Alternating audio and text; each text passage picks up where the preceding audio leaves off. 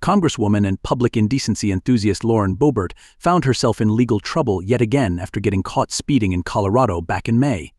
Instead of paying the fine on time, Boebert waited until she was notified that she had a pending court date to take care of the ticket.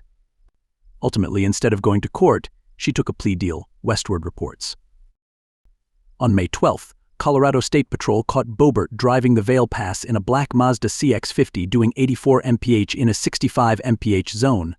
She received a $174.50 speeding ticket and instructions to pay it within 20 days or go to court. Boebert, of course, didn't pay the ticket until she found out about her court date, eventually calling about the ticket on July 3rd. The terms of her plea deal are currently not clear, but we can't imagine her punishment will be particularly harsh.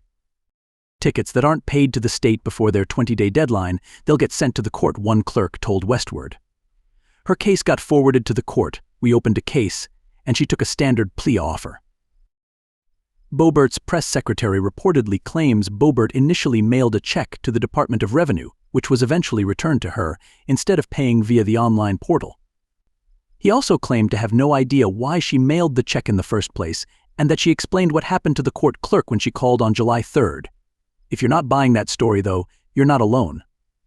The clerk Westward spoke to says the Congresswoman never mentioned trying to mail a check.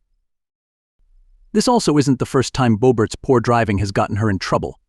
Back in 2016, she rolled her truck into a ditch and was cited for careless driving and unsafe driving.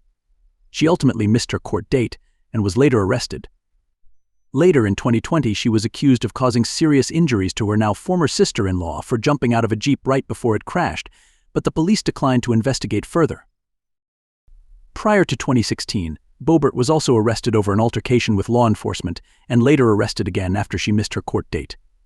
Also, don't forget her previous charge for disorderly conduct and multiple dog code violations. Lauren isn't the only Boebert who has trouble following the law. Her son Tyler was arrested earlier this year over a series of vehicle break-ins and charged with 5 felonies and 15 misdemeanors. Back in September 2022, he was also ticketed for rolling his father's truck into a creek, injuring his passenger. As for her ex-husband, well, let's just say he's a convicted sex offender, and it wasn't because he urinated in public.